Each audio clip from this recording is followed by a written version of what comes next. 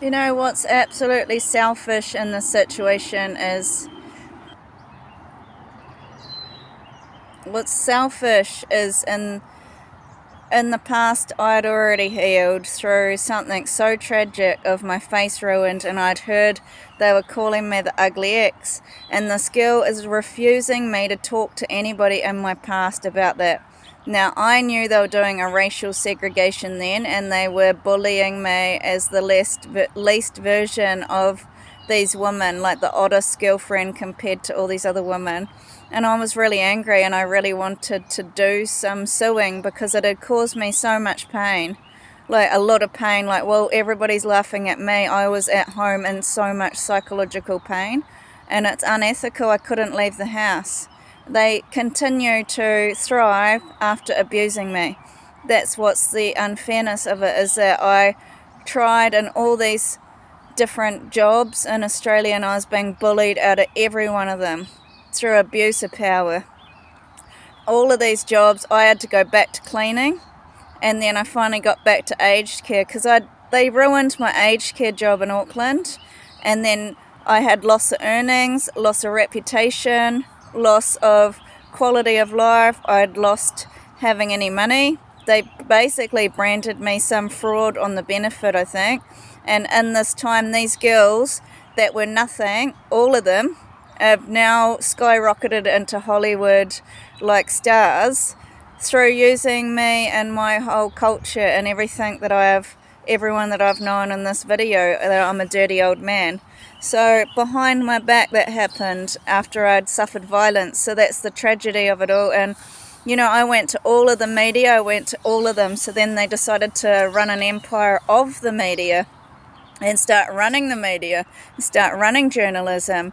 Then I went to back to New Zealand, and I just told you what happened in New Zealand. I was harassed in all these places that I was ugly, then and bullied out of everywhere. I'm really sensitive, you know, and I can't handle it. It feels very violent when people coming and harassing me in each home. It wasn't just on the street bullying me. This was a violent invasion completely, and to find out there was sexual assaults going on before that, and that's why they are violently keeping me apart from that community, because they don't want to have to pay for the abuse that I've been through, you know. And it's not just an abuse of sexuality, it's a real violation and degradation of a human being. They treat me like a prostitute, and I never was. I was definitely, before this, my personality was very honourable, and I was going out of my way to do a lot of volunteer altruistic work in the community, which they're plagiarising. This chicken empire's a monster. He's been showing my ass, like twerking. This is not what I'm like. He's showing my vagina opened. He's making me have doggy style and like having purity tests. He's making an empire by sharing toilet videos.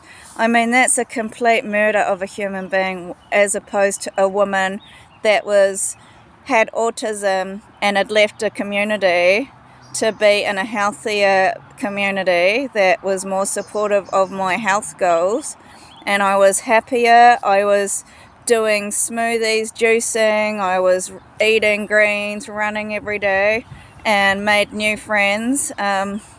They've stolen absolutely every group of friendships I've ever made, and they keep destroying my life with these ongoing reports that I'm mentally ill.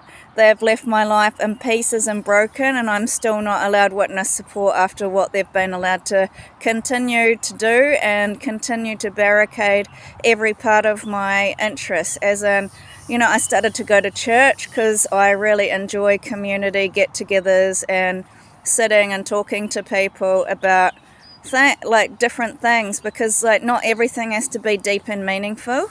Like, you can just like get together and have company with people that just want to talk about silly things that don't mean anything. Like, sometimes that's really healthy, and I really enjoyed that, because some of the people at church, you know, they're not going to be into hardcore drugs, all this kind of stuff. So that's why I wanted to go to church, and I enjoyed it, and it got introduced to me through work in Australia, basically, and through a lot of the violence I went through. It was a place of solace. So they destroyed that for me. They destroyed my, like they're just in this habit of destruction and arson and making everything I believe in destroyed. I believe in family, so they've destroyed my whole entire family. Do you understand how brutal these people are? I believe in a home, so they've kept me homeless and brutally destroyed me. I believe in friendship and kindness, so they've made me some evil monster.